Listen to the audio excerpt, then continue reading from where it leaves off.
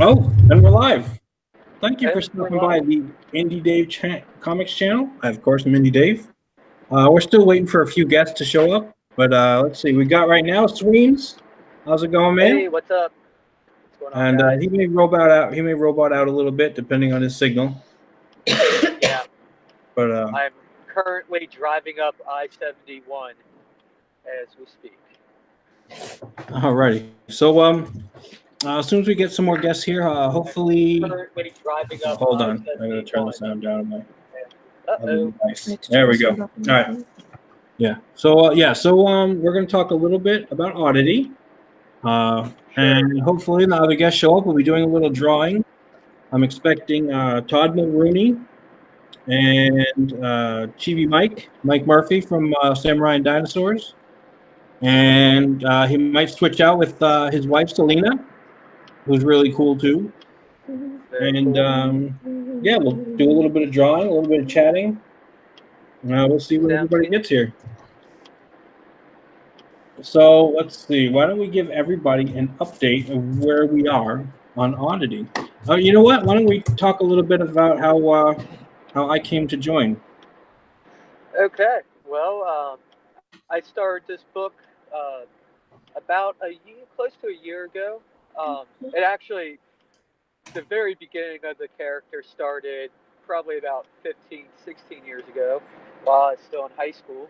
And then over the years, this character morphed into what we have now, which is this green frog wearing, red hair flowing goofball.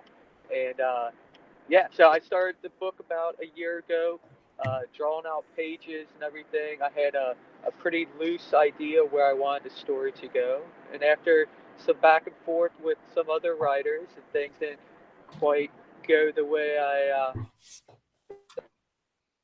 started looking around the Comicsgate community and seeing who I thought I would jive with, and who I felt could, you know, pick up the Sorry, my dog just put herself away into the crate. So. and after coming on this show a few times and following you on Twitter and seeing your tweets and stuff, and I liked your sense of humor and and your attitude. And after we were talking for a while, one night I made one of the better decisions of my life while I was drunk, and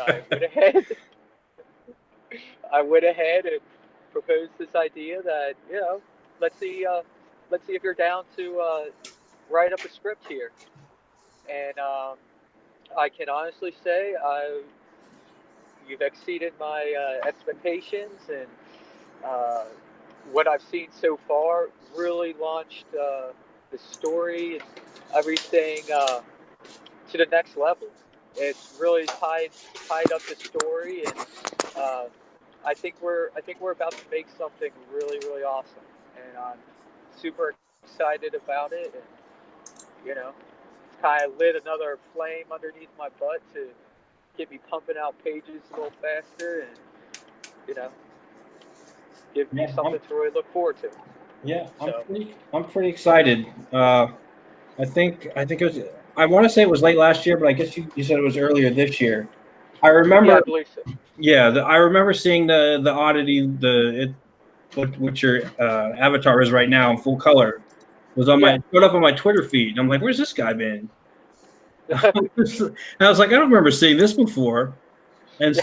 so I sent him a DM or something. I was like, hey, why don't you come on my show and talk about your project? And we had him on a couple of times. We had him on the first time to talk about it, and then I think I had him on another time just to kind of get an update on where he was Yeah. going. And then Yep. we did one of the round tables or something. Oh yeah, Yeah. With I started doing round table shows where we're getting guys that were getting ready to launch, Indiegogo or whatever. With some, yeah. Mike Murphy's here, by the way. I just wanted to. Hey, what's up, Mike? I saw you pop up. We're in the middle of conversation. Yeah, no, I didn't want to butt in. How are you Yeah, guys doing? good. Yeah, so Really good. I had Sweens on, and we were doing a roundtable with some other guys, just kind of giving them advice, some do's and don'ts and things. And after the show, he's like, he was a little bit. And I'm going to tell you this right now. You've been drinking that night, and Oh yeah. so I'm like, oh, so when I agreed to it, I was like, you know what? He probably had a little fight with his brother, or Oh, no. and maybe when he sobers up, he's going to change his mind.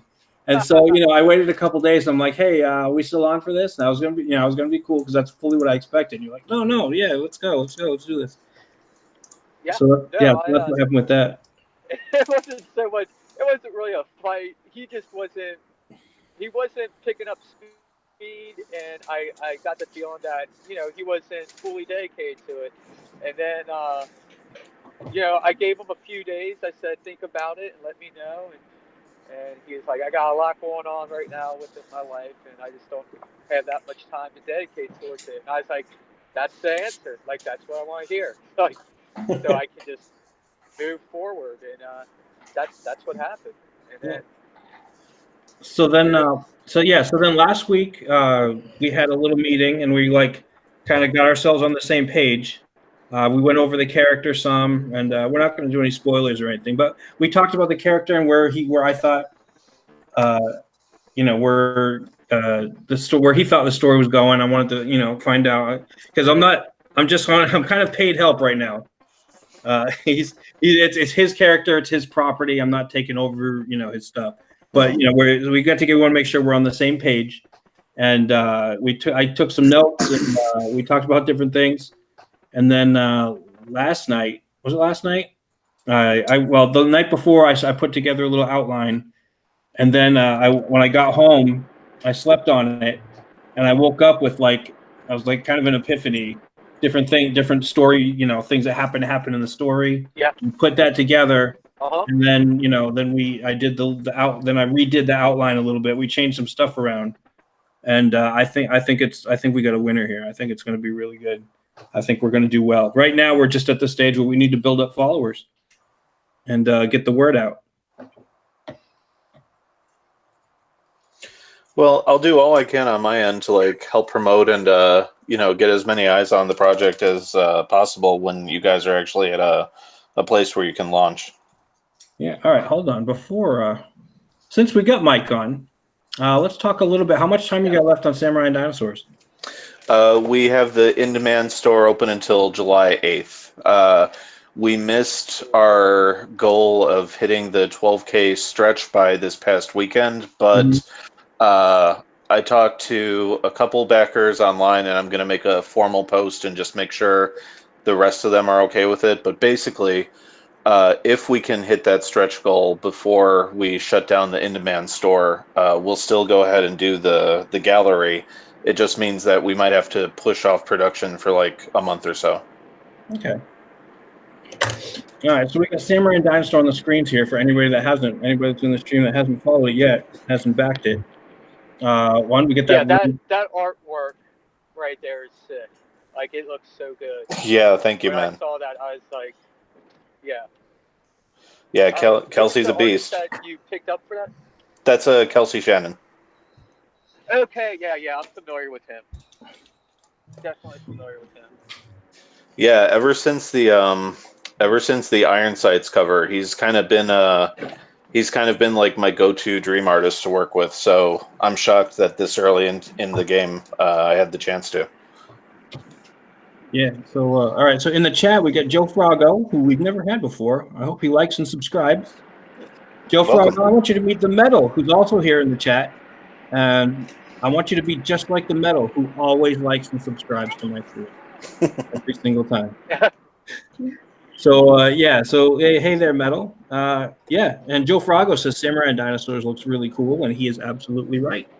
Thank you, sir. Let's see. Oh, and Joe Frago says he's 300% gonna back Samurai and Dinosaurs. So maybe awesome. We got you one more. Well, thanks so much, sir. All right, we'll go over some of the tiers here real quick for that. Let's see. Samurai and Dinosaur tells the story of an elite group of samurai dispatched to investigate a downed meteorite and claims of monsters terrorizing the countryside. What they discover is reality breaking down all around them and Jurassic beasts displaced in time. So let's see, are we the tiers here? Let's see where we're at. You're at let's see, 121% funded, $9,255. Let's see. You can chip in for $2, where you're going to get a thank you. You can get a digital copy for $8. What you want is the $20. How many pages is that going to be? That's 110. If we make the gallery 120. Look at that. So possibly 120 pages. The more people we get on board for Samurai and Dinosaurs. So $20 gets you the physical copy. Let's see. You can get the swag only if you've already bought the book. And what comes with the swag? Sure, that's going to come with a poster of the Kelsey Shannon double spread cover. You're going to get a couple of postcards highlighting 2 different panels from the book. And you're also going to get a production still image illustrated by me. Cool. All right. And tell us about that production still, because that was a really cool idea. Sure. I just thought it would be a cool, cute idea of me, since I speak so often in terms of film and cinema. I thought it would be cool to have an illustration of me behind the director's chair and a little animatronic dinosaurs set up right in front of the camera that sees that Sergio was setting up, and then in the background you would have the actors reacting to the dinosaur, just like the stop motion stuff of, in films of old. That's pretty cool. It's a cool idea. All right, so let's see. So that's going to come with the with that $20 swag only. Mm-hmm. Let's see, the digital to print and the prequel. Tell us about that.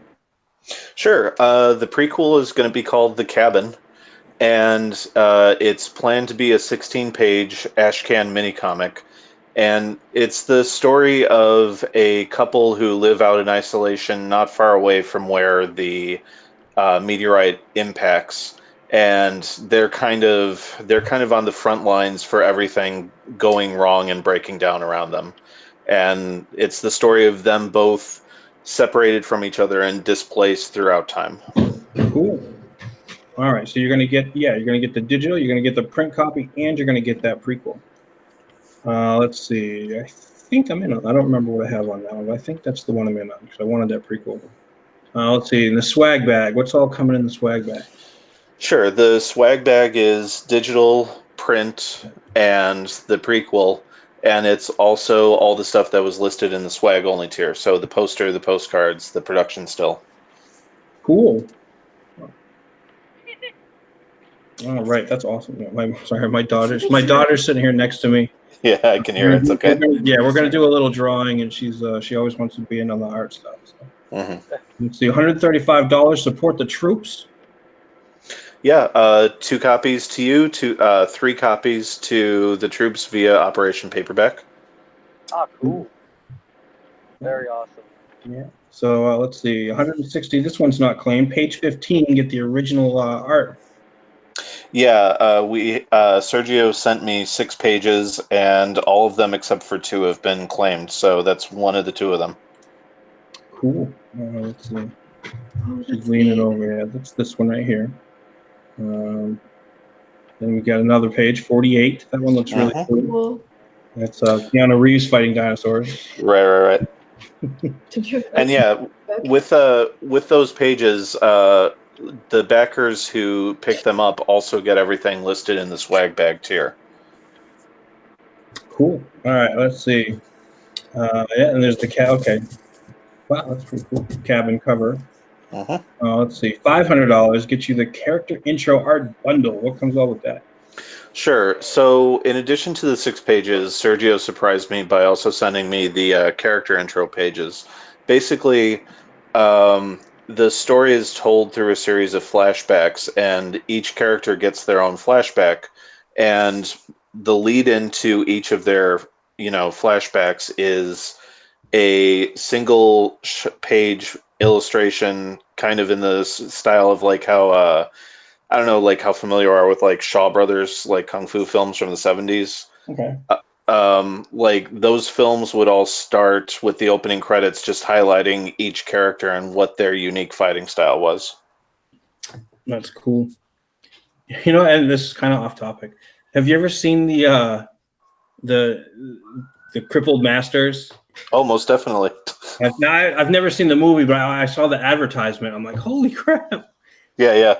It was the same kind, and it was kind of the same kind of thing. They all had their own little different because they were all like really disabled, like missing arms and legs and stuff. Right, but they were had their own little bit where they showed how they did their stuff, like with their missing limbs. Yeah, and they were fully trained fighters in their own right. So, like they really could do that stuff. Those films are great. Yeah, I have not. I've seen advertisement for them. And it was one of those things I just never got around to seeing the movie. Yeah. All right. So if you go to Samurai and Dinosaurs, you're going to get the first. What is that? 11 pages. Mm-hmm. You're going to get the first 11 pages of the story that kind of prime you up. Get some dirty stuff. Let's see, and so definitely check it out. Let's see, there we go. Please do, and thank you. And yeah. Let's see, who else we got? Chris Evans, good job, Joe. We got Sam and Din to that stretch. Let's see, what am I missing? Hello, Metal. Yeah, all right. If you want, I can just read the super chats. What? If you want, I can just read the super chat. There's no. I'm not monetized. There's no super chat. No, I keep saying that because this is why I can cuss and sing whatever song I want. Yeah, we're not monetized, and I don't see it being monetized anytime soon. Patrick's stuff. He keeps. Yeah. Oh, there it is. If you were the last time I was on, you probably would have lost it. Yeah. See. So let's see. So we're not monetized, and there are no Jeremys attached to this channel. So that's the two things we got going against us. All right. So let's see. We got to 8,000. Got the custom bookmark. Let's see. Is the art on there for that? On here for that? Yeah. If you check under the updates, it should be the second from the most recent update. All right. Let's see if we can find that real quick. And you can see it's a fun kind of cartoony style. It's almost like a comic strip kind of thing. Uh-huh. But I mean, it looks really cool, and it's a really fun concept. Yeah, he pulled a lot from Usagi Yojimbo and Lone Wolf and Cub. Ooh. So we'll go back up. I think I've seen they have I think at the comic store they have some of those old, at least in the trade paperbacks. Cubs. I remember seeing those on the shelf too when I was a kid. All right. Yeah, there's the bookmark. Let's have a look. Read more of that. There it is. So that's really cool. Who did that? Yeah, that's Francisco Narde, the artist of The Good Night. Wow, that's really cool. Yeah, I was blown away by the work they did on that thing. I love it. All right, so that's where we're at now, and hopefully we're going to get to the 12,000, and that'll give us the artist gallery. Mm-hmm. All right. All right. So we're going to do a little bit of drawing today. If I can not remember this. Drawing books? Do you want one of the drawing books from the car? No, I got the drawing books here. All right, so what have you guys all been up to other than I guess doing oddity and trying to get more money for that gallery tier. Take it. Yeah, what have you been up to, Sean?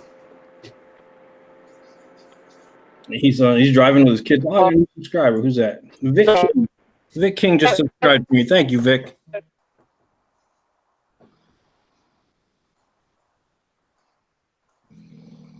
I'm on the road right now. I'm trying to chime in, and I keep hitting dead spots. So, yeah, can you hear me?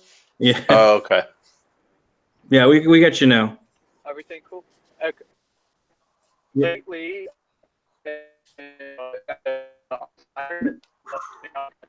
yeah, you're all breaking up right now. Yeah, he's roboting out on me. Yeah. I'm sorry, guys. I'll wait until I'm through the trees and all that. Go on. It happens. Yeah. He's got his kids and his dog in the car, so he's driving back home. I think he said. Let's see. Let's see. I have been completely not practicing my drawing as I should have been. I don't think I've actually drawn anything in a couple of weeks. Let's see. Oh, Joe Frago said he's going to get a taco, so he can read the robot. Okay. He's got that extra. Frago's got that. He's got that extra force power that what's her name has. Ray has in that Star Wars. In Star Wars. You can just, That's the one. He understands the robot. The Force Awakens. That's what it was. Remember See, it's that forgettable. I didn't remember the title. It was pretty bad though. Which one did you dislike the most? The newest one. Oh, come on, that's easy. The Last Jedi. Yeah, Yeah, even the 13-year-old wasn't a fan. they were good before. They're not anymore. All right. Vic says he's going to be back. He's glad he subbed. I'm glad you subbed too. What we want to build up subs. One of the things I do on this channel is we try to interview creators that just get their book in. The more people that sub, the more eyes we can get on people's projects, which is always good. Even if you're not going to buy, if you tweet it out, if you're not going to back something, tweet it out. Let everybody know what's going on. Yeah, it's all appreciated. Yeah. So right now, Sweeney's and I, we're working on Oddity. We just got together for this project, which I'm super excited about. And we're building the audience, and we're trying to, like I said, we're trying to build the audience. Right now, I think we talked about it, and we're tentatively looking at March to drop the Indiegogo. Yeah. Nice. Yeah. Yep. Although, honestly, and like I said, I would definitely, we would discuss this. If we get to a level of popularity right around September, I might almost be willing to revisit it if we've got the numbers. But like I said, we'd have to go over the numbers and make sure, that's going to fly. Because we can always say delivery date. Because I think it. We got a lot of good news recently too, so yeah, there's a lot of we'll kind of keep to secret stuff. ourselves, but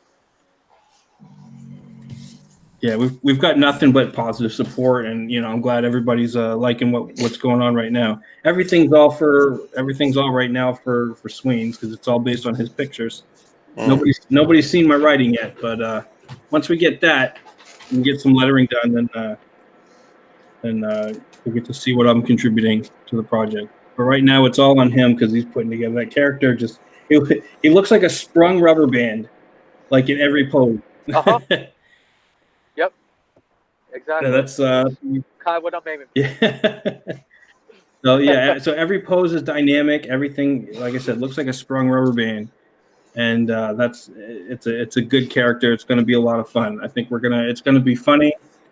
It's going to be funny. It's going to be some action adventure.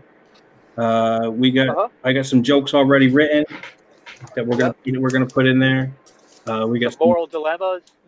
Yeah. We got a little Spider-Man-ish sort of thing going. Oh, that's gonna be neat. Let's see. So it's gonna be good. We're gonna get some sight gags in there. Yep. We're gonna make it good. It's gonna be. I want everybody on board. I want everybody to check it out. And gnarly monsters too. Goodbye. Yeah, you digitaled out again. Well, you've got a day one backer here for sure. Sweet. That's what we like to hear. Let's see. The Metal says March is a long way away, which is good for me. I'll try and keep some cash set aside so I can actually back this one. Yeah, so we're going to gauge interest. Yeah. Well, yeah, he's got the Chris Evans says he could be the next Spidey, so to speak. Yeah, he's got the poses down. I think I think it would more be closer. I mean, it's not going to be a parody comic, really. We're going to, there'll be a lot of humor, but there's going to be some kind of serious stuff in it. We want to make sure that that everybody takes it seriously to the point where they know that it's a good, solid project that we're putting some heart into. But we want to make sure that also that we don't make it too serious. It's not Lord of the Rings. Really? No.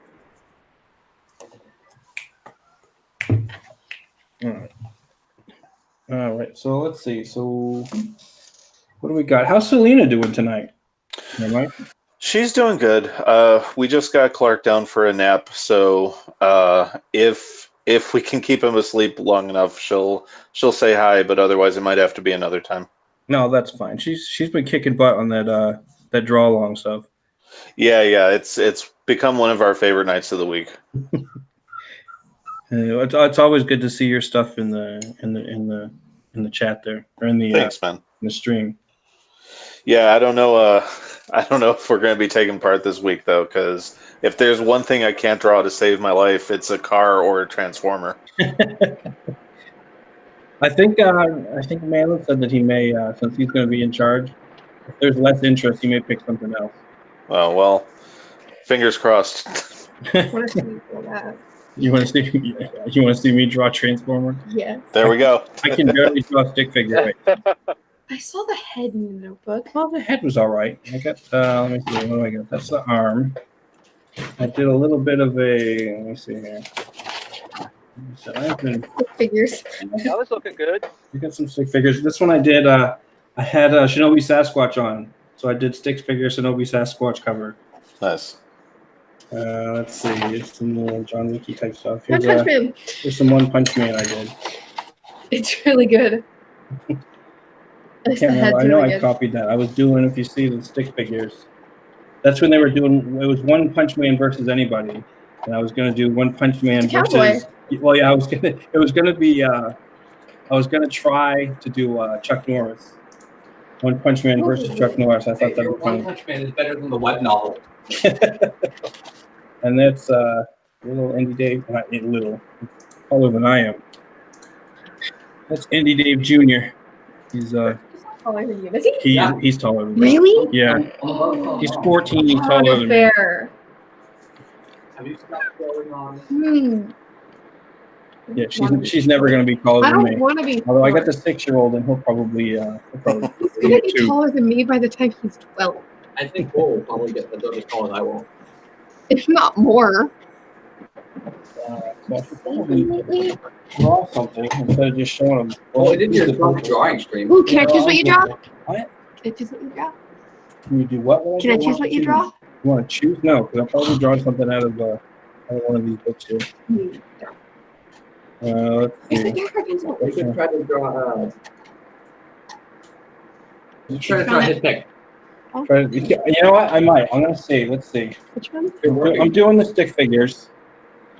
So I'm still at stick figures. So I don't know how much I can draw. This head's kind of sideways. It's kind of sideways. Guarantee. The sevens. I guarantee it.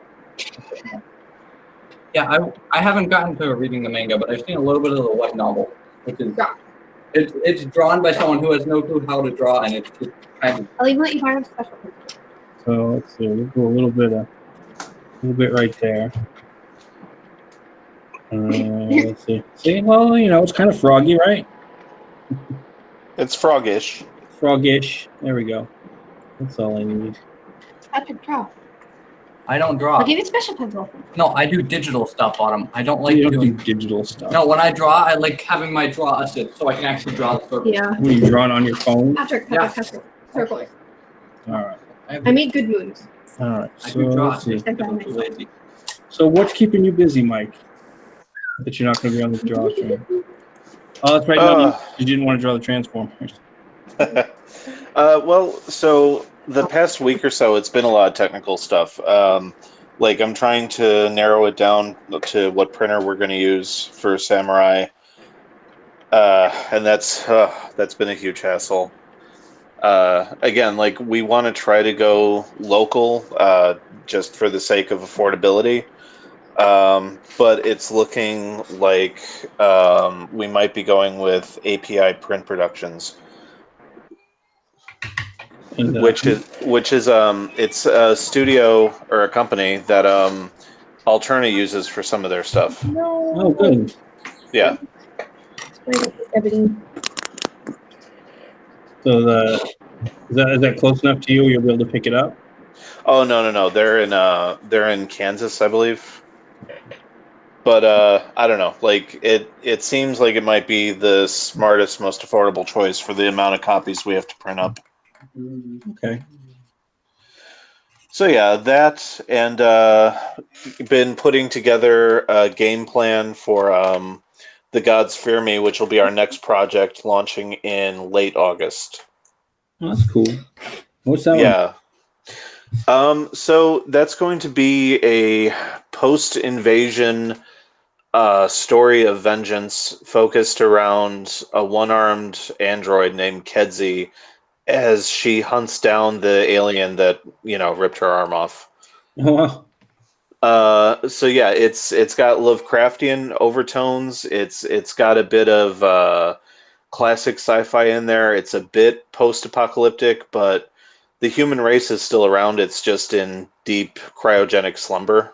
Mm-hmm. Yeah, like I can't wait to start talking more about it. And once the in-demand shuts down, if there's enough left over in our profit margins, part of that is what's going to go to pay our artists to do the design work and the first couple pages to use for the campaign. Cool. Scott, no, That's sorry. gonna be It's all right. Yeah. So that's cool. So it's coming. You said you're gonna be launching that in August. Yeah, late August. Depending on if we have the gallery or not for Samurai, we're hoping that we can be in the fulfilling process at the start of the month. Mm-hmm. But if not, like we'll start fulfilling in September, and we'll just be sending out packages as we're promoting The Gods Fear Me. Cool. So yeah, like late August and all of September are probably going to be really busy here. Awesome. Being busy is good as long as a Yeah. little bit of money rolling in. Yeah, definitely. I think people are going to dig the artists that we have lined up, and I think when I really start like marketing and pushing the book, people are going to dig it. Cool. You got anything to show off already, or? Oh no, not yet. You're still early in that stage. Yeah. Like the artist has agreed to do the work. It's just a matter of being able to pay his fees for the promotional stuff we need done.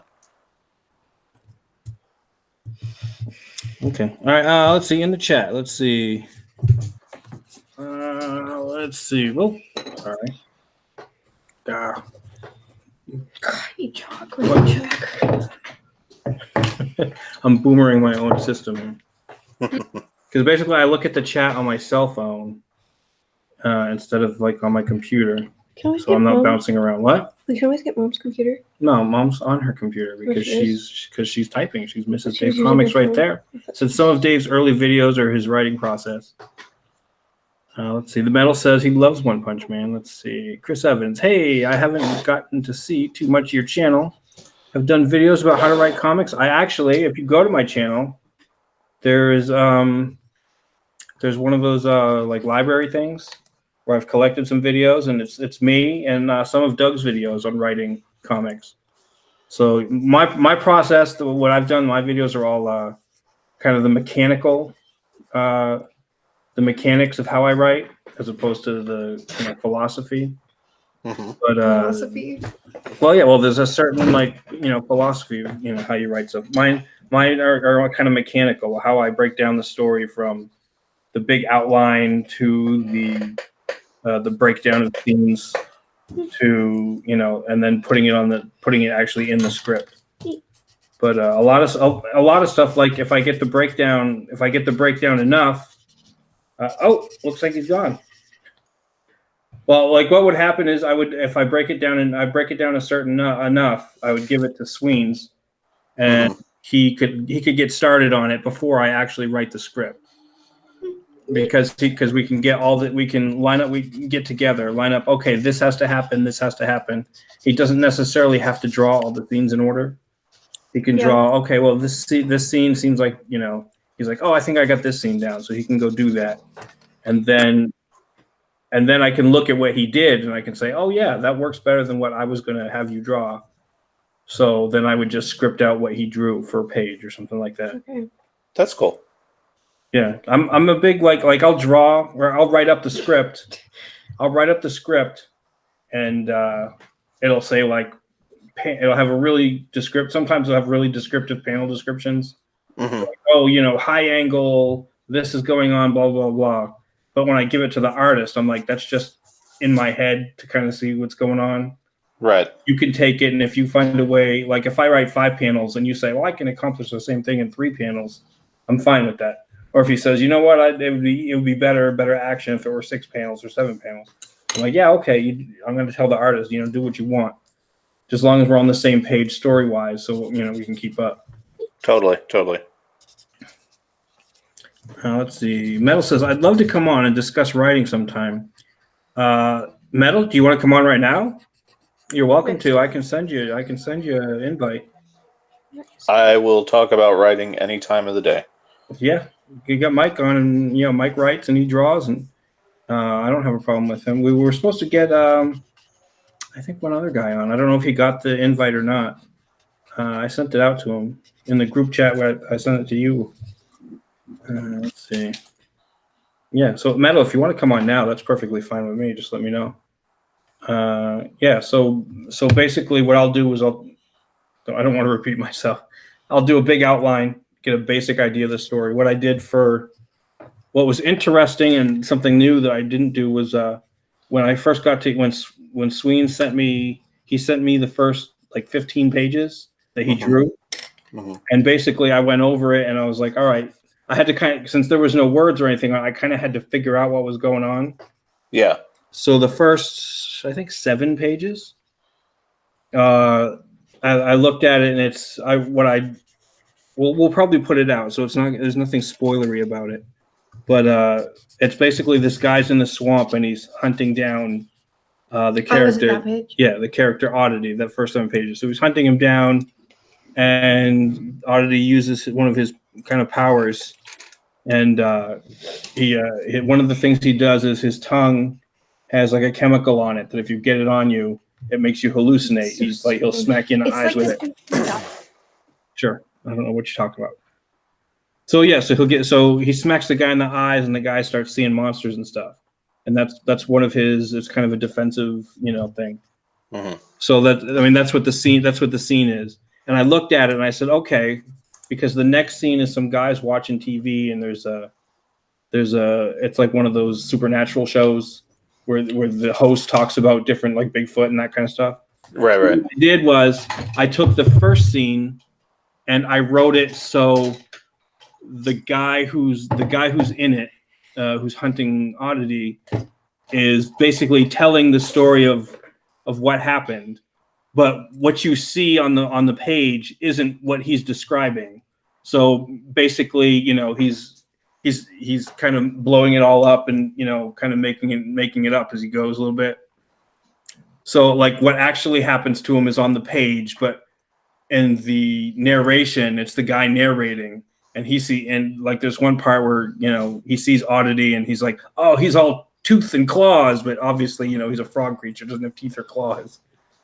So it's like him being hyperbolic about what's going on, and so that's how I wrote the scene, and he was happy with that. He's like, well, that's not how I pictured it, but he's like, yeah, but I like the way you're going with that. So that was pretty cool. That's how I wrote that scene to start, and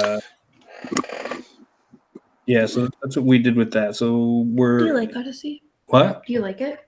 The character? Yeah, I wouldn't be on it if I didn't like it. Yeah, so we did that. So we went over that. I sent that to him, and I said, "Here, this is what I'm thinking about for this." And he's like, "Well, I like it. That's cool." So I did the full outline of the story, and then I did the 3 acts. In the first act, the first thing I did was I wrote the basic story. What was going to happen, and then I was like, "Oh, you know what?" I said, "This is what has," and then I did like Act 1. This has to happen, and I said, "This happens," and it's his Uncle Ben moment. Right from the very beginning, this is his moment where he realizes he needs to step it up, and then this happens for the second act, and then in the third act, this has to happen. So once you have that basic skeleton of the story, then you can go and fill in all the details and make up the scenes, knowing what has to happen in those pages. And we're writing it as 44 or 48 pages. So when I write the story, what we want to do is after, all the backers have gotten their graphic novel, we're probably going to pitch it to a publisher or something. And we're going to write it in such a way where it can be split up into 2 books. So we can get 2 floppies later on. Maybe that'll go to a publisher. So that way, and this is one of the things I think these books need to do, like Comics Day, and I think Cyberfrog's doing it. Is they're going to split it up, right? And I suspect Dynamite's probably going to publish it. Yeah, I mean it's pretty on the nose, especially with like the font and corner cover thing that they're doing. Like it's got to be Dynamite. Yeah, I mean, plus he did a video a while back, and it was him touring the Dynamite studios. Right. And I remember he had mentioned, he's like, yeah, they've been trying to get me to work on a project with them for a while, and now he's got this thing with the cover. Right. I think the clues are all there. Yeah, pretty much. And yeah, I agree. Like I kind of, we're kind of taking a card from Ethan's playbook, and we're kind of taking one from Peter Simeti's. Our plans are we're going to release in phases. So, the Samurai and Dinosaurs is kind of self-contained, and there's nothing we can really do with that. But with The Gods Fear Me, the plan is to have like either a 32 or a 48-page standalone prestige book, and that's what goes up for sale on Indiegogo. And once the entire thing is done, which it should be either 3 or 4 books in total, then we can take those individual books, break them up in half, and we're going to do newsprint runs and sell them far, far more affordably, either through a separate Indiegogo campaign or just up on our own personal storefront once we get that set up. Yeah, I think going with, I mean, it's great to have specialty books for the backers. I think that's a good idea because that's your core. Yeah, that be your core fans.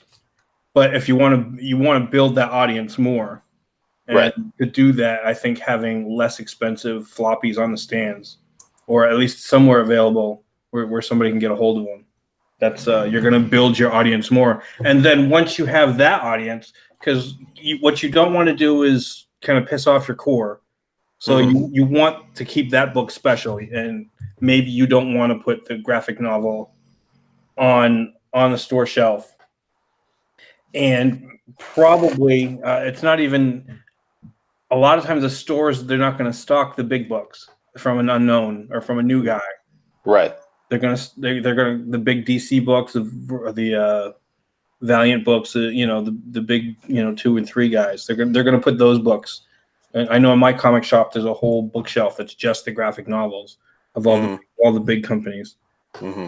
So I mean, so well, though. Yeah. Well, I mean, they do sell because, like, I got a couple of Hellboy Every omnibuses. time I look at them, it's the same books.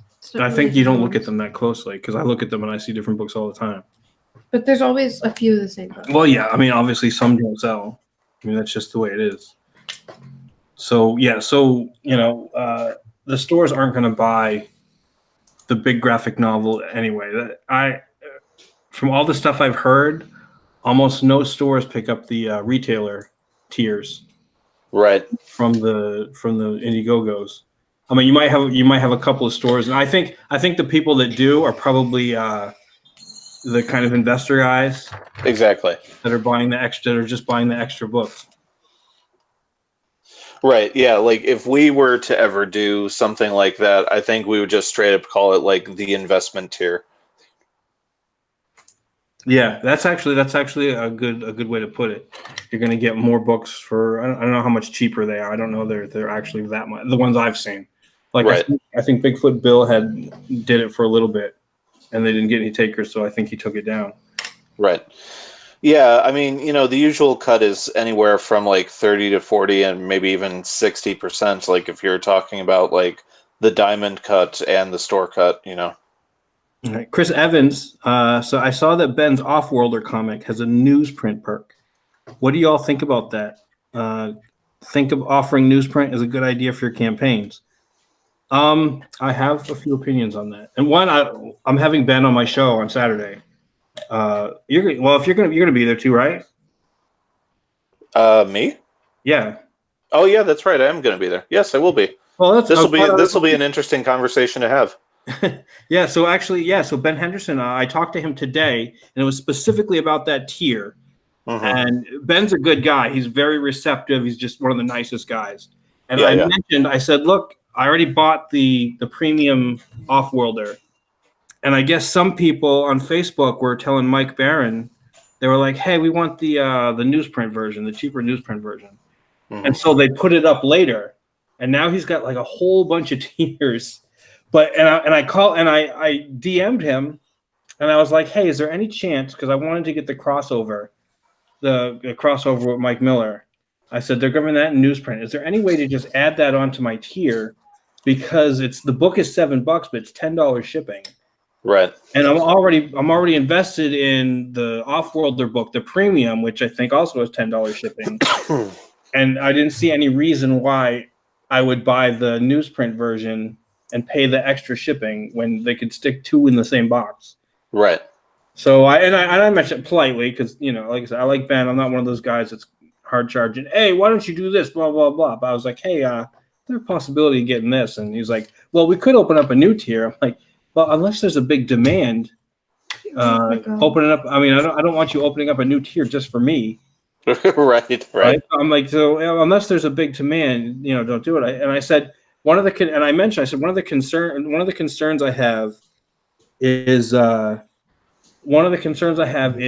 like I bought the book first day. I think I got the Offworlder first day because I was really looking forward to that one. Yeah. And like a couple of days later, all of a sudden, all these other tiers opened up. Oh, Swings is back. Yeah, I got full signal right now. Hopefully, I don't sound like a robot. Sweet. Yeah, we're talking about Offworlder and how I talked to Ben Henderson today. And oh, really? Yeah. So I talked to Ben today about it, and I said, and my concern, like I said, my concern was I already bought the book at the premium tier, and then all of a sudden you opened up new tiers with the newsprint, and I would have bought one of those other books, and I said, oh, I want to get the newsprint tier for the crossover. And I was like, is there any way you can just add that to my, I'll pay for it, obviously. Is there any way you can just add that to my thing? You don't have to pay $20 in shipping as opposed to, $10 in shipping. Right. Because I'd have to pay whole new shipping. So we chatted a little bit about it. I don't know if we'll chat about it when he comes on, but it is a crowdfunding, do's and don'ts kind of show. So maybe it'll come up and we'll talk to him. As long as, he's always been really cool with me when I've asked him to question and been with him. He's a really cool guy, really nice. So he'll be on Saturday. Yeah, Ben's a really great guy. I enjoy talking to him whenever I get the chance. My personal feelings when it comes to multiple editions of a book all in the same campaign is, especially for a smaller company like we are, like it's literally just me and Selena. Mm-hmm. The less moving parts we have to take to keep track of, the better. And I think if we were going to do a newsprint run of, say, The Gods Fear Me, like once like the entire story is complete, I think that would be its own campaign. Mm-hmm. Just because, like, so whatever the perks are, we'll have to keep track of those, and we'll have to keep track of the print tally You know, like adding in a whole separate like print tally to keep track of, like it's just it seems a bit too much when you could just launch a separate campaign, like Narwhal did for the hardcover version of Earthbound. Yeah, and the other thing is the benefit to the customer is that you're getting a less expensive product because you're getting the newsprint book. Yeah. But the thing that's hard for, especially for it's just YouTube, is getting enough people to back it, Right. or it'll get funded. Because even though, like I looked at the alternate stuff where you can piggyback onto him, and it's like 50 cents a book or something. Yeah. Which is cool, but you still got all the other stuff before you get to that. So that might be worth it, where you've already funded the book previously, and just like you said, run a completely new campaign. It's like, okay, all you guys that missed the first one, here we're offering the newsprint option, and that might actually work out better for doing a retailer option. Because then they can get a bunch of books for relatively inexpensive. Yeah, that's a good point. And you can, and like I said, you've already, what we were talking about is breaking it up into floppies. You can, for a retailer, you can say, here's your book 1 and book 2 of the whatever we did of our project, and it's already it's already shelf ready, and it's going to be less expensive for the customer. Yeah, and plus two, plus two, you could market the campaign itself to more of a general audience and casual readers who maybe just want the story and don't want the super expensive prestige version of the product, Exactly. And I'll go ahead, Sweens. Oh, no, I was just agreeing with that. Like, yeah, some people might just want a taste of it before they throw out all that money for the. Yeah, and it could be that you put out the less expensive. I don't want to say cheaper, because it sounds like I'm putting it down, but I'm not. Right. You want to put out the less expensive stuff to the customer at the store, and somebody who isn't going to buy the $25 book, maybe they'll buy the $2 book. Right. And doing that also, doing a separate campaign with the newsprint. You're not pissing off your original customers who got the good the premium book, because there's what you're giving away is the story now, and not all the all the bells and whistles. So the average reader doesn't have to back at $20. He can buy $4 and get your 2 books, right? And be like, oh, that's cool, And they get the story, and then what they're going to do is they're going to be, oh, they really like this, and then. The next time you do something, the next time you run an Indiegogo, you might get some of those people. Some of those people that are like, oh, I really liked it. I'm on board for the second one. This time, maybe I want the premium. Yeah. Sounds like a plan to me, man. I think it's a tough sell. Well, it's logistically it's hard to do a cheap newsprint run for an Indiegogo. Just because you have to get the numbers to get it funded, you have to get higher numbers. Right. And the whole point is to make it more affordable for the consumer, for the buyer, which is fine. I have no problem with doing that. I was thinking about Doug's book, and Doug has his reasons for not. Doug DeNapoli has his reasons, like he doesn't sell well at bookstores or whatever. Yeah. But if you had a similar project and didn't have the kind of maybe. I don't want to put Doug down because I really love the guy, but he has like a history, with his. This sounds like I'm putting down Christianity, and I'm not because I'm a Christian. I'm not, but he has that kind of history where people put him down, and they that kind of stuff. Maybe for somebody who doesn't have that kind of history, if they do the big premium fancy hardcover book. The original backers get that, and then later on, for something like that, maybe you put out a soft cover big book.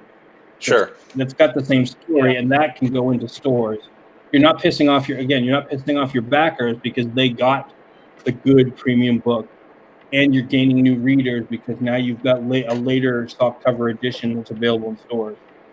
Again, I don't know how much, because he says that never worked for him, and he doesn't want to deal with stores anymore, and that just may be because he's had a different experience than other people, or I don't know if that's just something that happens to everybody. But that's how somebody who doesn't have his history, that's how I would at least attempt it.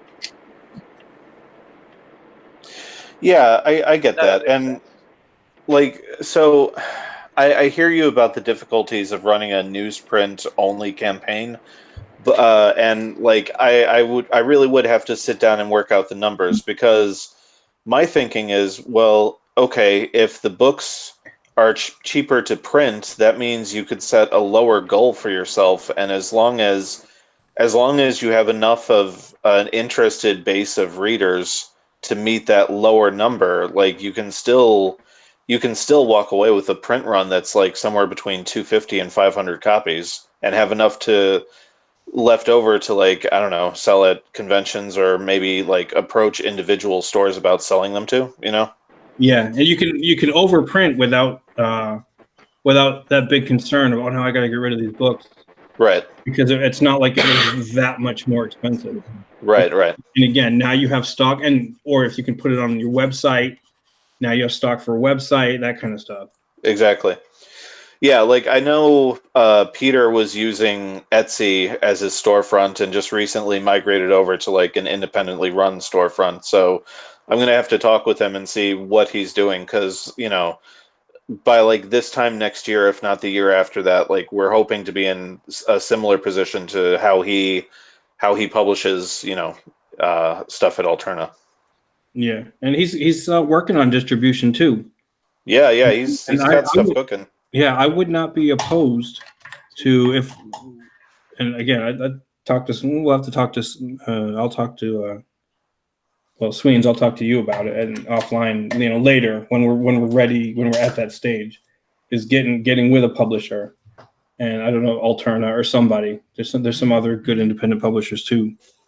To get to the point where we can put on a stand somewhere. And I don't know how we feel about the newsprint, but doing one of those piggyback runs with Alterna, if we don't actually get published by them, I don't think it's a bad idea. Yeah, your numbers are now not so much money and cash, is actual people, getting people interested. And if you're running through, I don't know exactly what Peter's going to do for distribution, but if he's building a distribution run for like dollar stores, I imagine is what he's looking at, that kind right. of. Then that's a good spot to get into.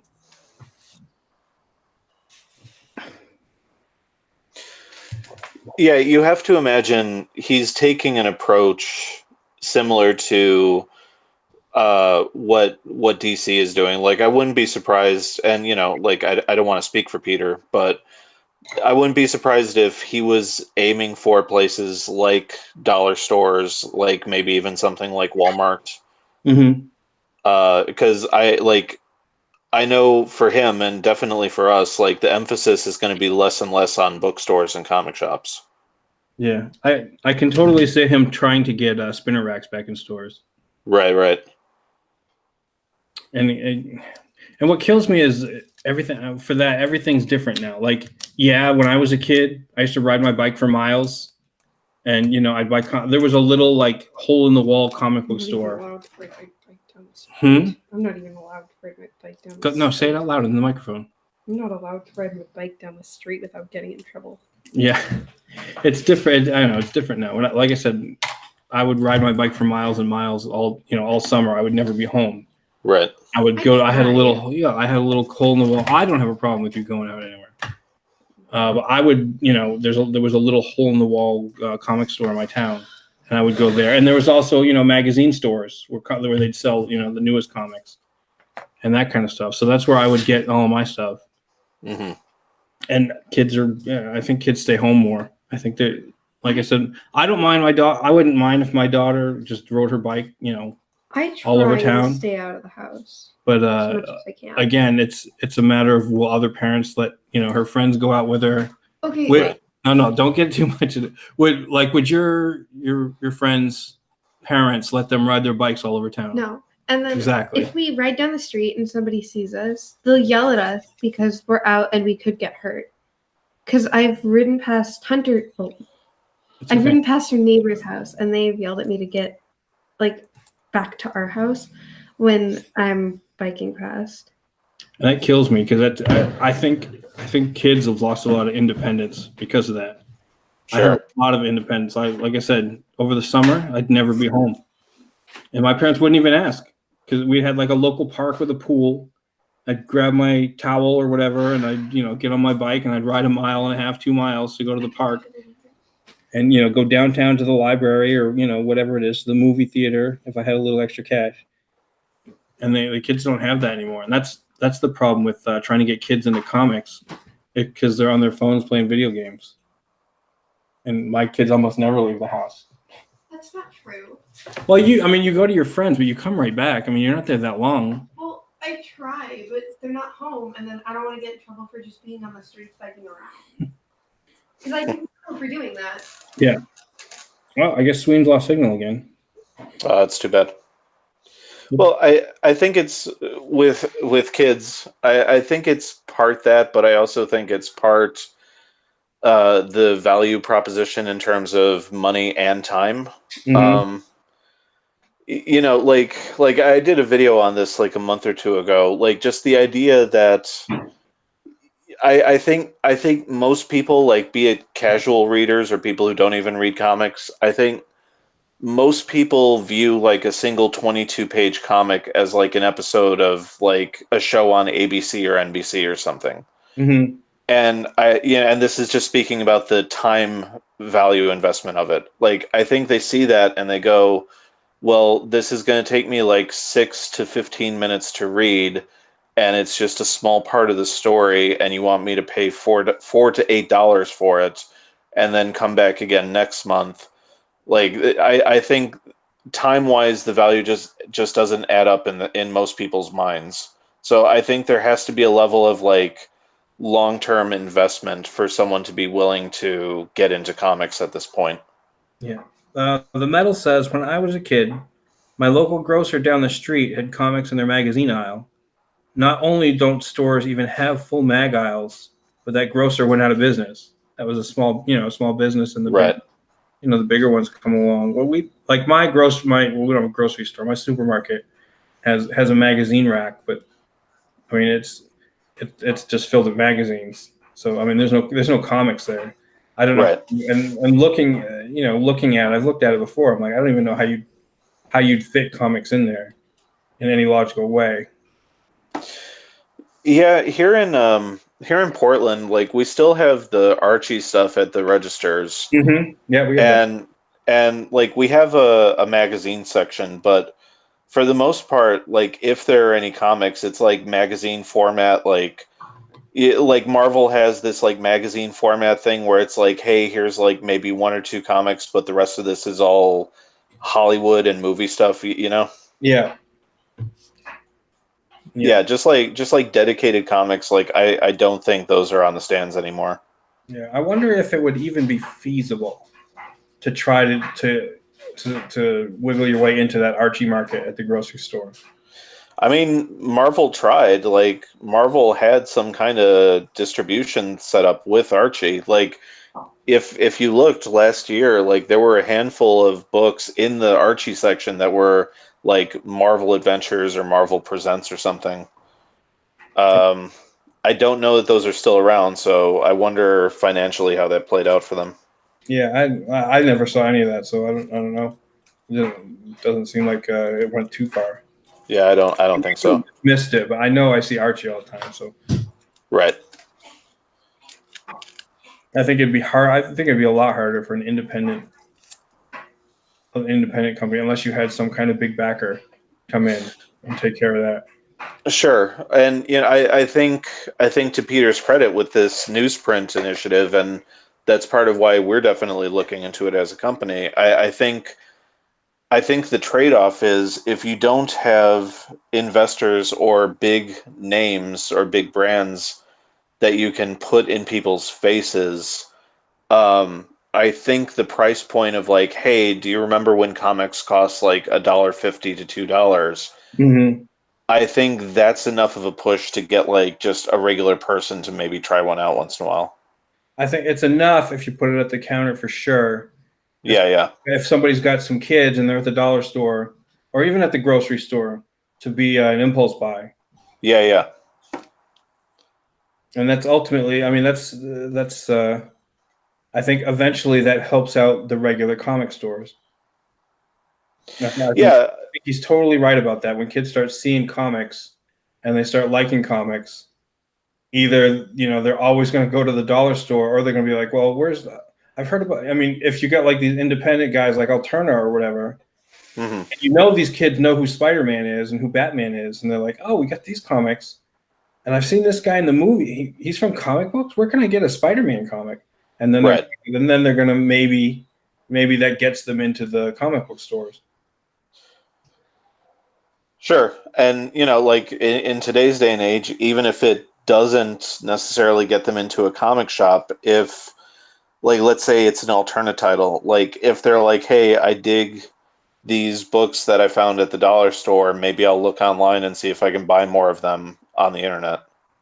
The Metal said Archie's Digest is really what sells the rest to everyone. And indie creator likely doesn't have enough of a catalog for a monthly digest, maybe Alterna. He's right, but this is, and just spitballing, this is one of those things where maybe having, and maybe not calling it Comicsgate Press, but having a unified Comicsgate, making short stories or whatever, and making like a digest of those kind of friendly books, and getting together, because I mean, there's new books coming out all the time. Maybe seeing if there's enough of a library of these new creators and stuff to put a book like that together. Sure. And I know, like, wasn't there a talk a few months ago about like people trying to bring like the 21st century version of the spinner rack, like basically like a red box style distribution system for Comicsgate books at grocery stores and big box stores? I don't know how that would. I mean, it's got to be. You couldn't do that directly the same way. I'm not sure how you manage something like that. Yeah, there was. I'd have to like dig up whatever this guy was talking about, but yeah, like I just remember loosely reading this guy had this whole thing of like, hey, here's a business model for we can buy X amount of box units, set them up at stores for X amount of funding, and then we load it up with whatever stock you allot us, and then you get X percentage of sales. Yeah, like it was a whole thing, and it seemed plausible, but I don't know if it was practical. I had $1 million idea one time. One of those things that pops in your head. You're like, oh, this is going to be the next big thing. Mm-hmm. And it was basically taking, I don't know if you would have to redesign, but basically taking a vending machine and like putting it in certain spots. Like you could put them at the airport, or you could put them at any like laundromat, and you would fill it with like just used books, like old novels.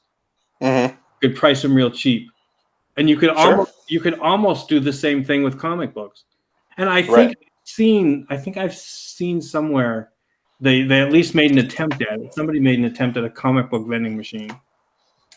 Huh. But that would, it's probably a lot less practical than I think it is. that was my like, oh, that would be a great, because people sit around and wait for their stuff. But now with smartphones, I mean, people aren't reading books anymore. Now they're on their smartphones, so that wouldn't be totally viable. I don't know if I don't know if it might still work with comics, but it's not something I'm willing to pursue. But it was just one of those like spark ideas that popped in my head. Right. Vending machines. Yeah, I'm like right now. Actually, I'm totally Googling to see if I can dig up that thing that I was talking about. Maybe this was it. If I find it, I'll send you the link over Twitter. All right. Yeah. Oh my God. I just got put into a DM group, and the thing goes off constantly. I mean, there's a lot of cool like writers and artists and stuff in here. Yeah. On Saturday, actually, I know Cody Martinez. We're gonna have Cody Martinez on Saturday, and that's who we're gonna be. I know I don't want to call it counseling, but that's who will be, trying to help out with their campaign. Mm-hmm. So keep an eye out Saturday night, probably around 9:00. Everybody, whoever is still in the chat, that's what we're gonna be doing Saturday. Again, we'll have Ben Henderson on. We're gonna have at least one of the guys from Shinobi Sasquatch on. We'll have Cal on, and maybe we'll have Willis on too. I gotta send him an invite. I'm looking forward to it. Yeah, that should be a lot of fun. All right. Well, so much for my Drawstream. I've been watching. I'm like, man. I did one picture. Well, we were supposed to have another guy in here, and I guess maybe he was busy, or I don't know if he got it. Mm-hmm. And we were going to have him on. Maybe we'll have him on another time. Sure. Sweens recommended him.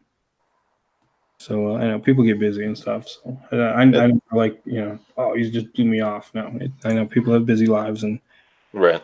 This isn't real. Oh, hey, Comics Villain's here. Hey, Comics Villain. Hey. Let's see. Metal also says the benefit of a digest would be that it could also be digital, and even the old men types that won't do digital won't care because the short would be something you don't care being basically free. Yeah, I don't know how much. I've never bought one of those Archie books. I'm not really an Archie guy. I think they're like Selena buys one like a couple times a year. They're like $5, I think. I'd be more likely to buy one of those recipe books, but I don't buy those either. Although I do like quoting the tabloids at my wife when we're in the stand. Right. Look, the Prince of England is cheating on his wife again. Oh, look, this guy's secretly pregnant. Yeah, I miss the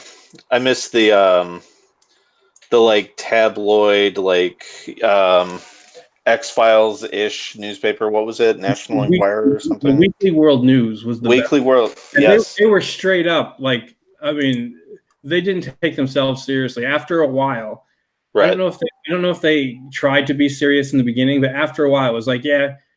And the funny thing was, like, they had one where like Rush Limbaugh meets aliens, and they actually called Rush Limbaugh for a quote. Like, hey, we're from the Weekly World News. We're gonna run a story that you're talking to aliens. Can we get a quote? And they he gave him a quote, and they put it in the story. That's pretty great. Yeah. So that was fun. I think at one point I got the last issue because they stopped publishing it. So I remember when they said they were going to stop publishing it, I got the last issue. Mm-hmm, mm-hmm. All right, so let's see. Yeah, so I think we're probably going to close this out here in a little bit. Thanks, Comics Villain, for showing up late. No, Comics Villain's cool. He's got his own channel. If you haven't seen it, check it out. He does like little. I think he did a profile on you, didn't he? Yeah, he did.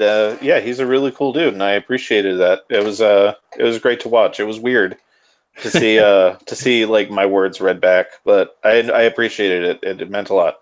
Yeah, he actually when we did the announcement for Oddity, he sent me a questionnaire. I think he should have gotten it back. Well, yeah, because it was on Twitter. So we'll see how that comes out. Mm-hmm, Hopefully, this Oddity thing is going to work out. Who wants to see some sneak previews of Oddity? Anybody want to see a sneak preview of Oddity? Well, yeah. All right, so Sweens isn't here, so I'm gonna shh. Don't tell him. He doesn't need to know. Tell him. Let's see. There we go. Let's hide that. Let's go to page 1. Let's hope I'm not doxing myself here. Let's see.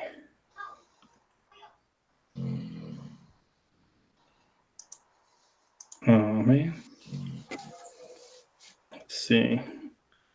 Let's see if I can restart it and get it back. There we go. All right, so there's page 1, and we'll probably release some of these on the when we do the Indiegogo. Oh, okay. This is what he sent me, and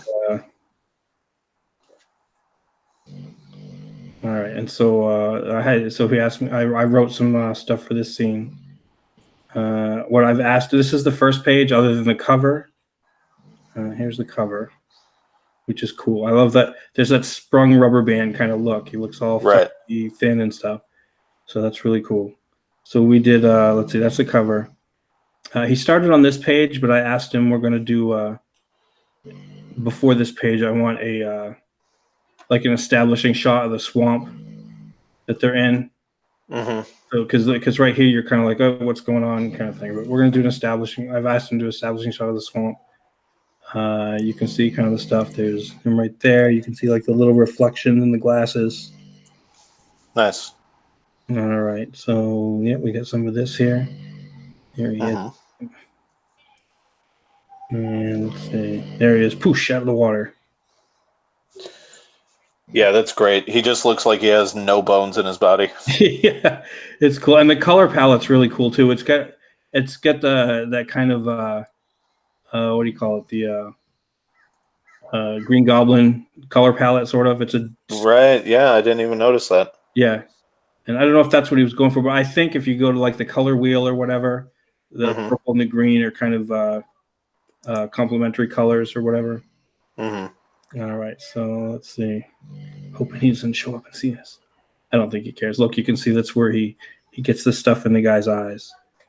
And yet none of this is spoilers. This is like what you're getting for an introduction. And like I said, when we drop the Indiegogo, probably these pages are going to be on the Indiegogo. Sure. To give kind of a sense of what's going on. So, he gets the stuff in his eyes. Here's another thing. Here's a little thing I've asked. He's gotten him in the eyes. You see his eyes are open here. And then it's the same kind of picture, and now you can see what he's seeing, all the monsters and stuff. And what I've asked him is on this one, I would like the eyes closed. And then when he opens his eyes here, then, you know what I mean? I think that works a little bit better. Yeah, I agree. And let's see. And so, yeah, that's really cool. I love the like glowing effect and all the kind of dreamy kind of stuff. And then it's like a blacklight poster. Yeah. And then we got him in the tree here. And you got all these little like purple, orange, and green frogs, which are really cool. And you got this little blue frog here. All right, so that's the teaser I'm giving you all today. So it's really cool. I love his art style, and you can see like you were saying, it looks like he has it almost looks like he has no bones. Right. It's the skinny, basically, snapped rubber band. That's pretty great, man. Yeah, I'm looking forward to really going ahead with this one. This one looks really cool. So I hope you all liked that. What's going on here? There we go. Oh, stop. There we go. There we go. We got it. All right. So I hope you all liked the little preview. Sorry. I was leaning on my arm a little bit and getting old. All right. So, yeah, we're going to go ahead and we'll shut this down. I think we've had enough. I hope everybody enjoyed the little preview. Keep it a secret. Don't tell Sweens that I did that. All right, y'all that are in here. Lips sealed. You keep it quiet. I don't think he'll mind. We didn't get too. Like I said, there's no spoilers. We didn't get too much into it. That's going to be kind of the introduction into it. Yeah. So, all right. Well, thanks for coming on, Mike. Always a pleasure. Yeah, tell Selena I said hi. I will. We'll see you on Saturday again. For anybody that's on, we're doing a crowdfunding roundtable on Saturday night. We're going to have Mike. We're going to have Ben Henderson. We're going to have at least Cal from Shinobi Sasquatch, the writer, and we might have we might have Willis on too. So I have to send him an invite. I sent Cal, and he said it was cool. and we're going to be going over Cody Martinez's book. They're looking to launch, I think, right around the end of July or something. Mm-hmm. Yeah, so we're going to give them some do's and don'ts and bounce some ideas around. And Sounds good. I like doing that thing. I like everybody like pitching in their ideas for stuff down the road. Yeah, I enjoyed the last one. I think it's a really great idea for a show. All right. So again, thanks everybody for coming. Don't forget to like. Don't forget to subscribe. Don't forget to share the link. I know I probably should have said that earlier, but we get more people on. Maybe next time Sweens will actually be at home. I only did a little bit of drinking. I still got most of my Long Island iced tea here. I didn't hardly take more than a few sips. I didn't get drunk enough to give some better spoilers away. Maybe next time. So tune in. I'll get drunk and maybe I'll give spoilers out. All right. Y'all have a good night. Later.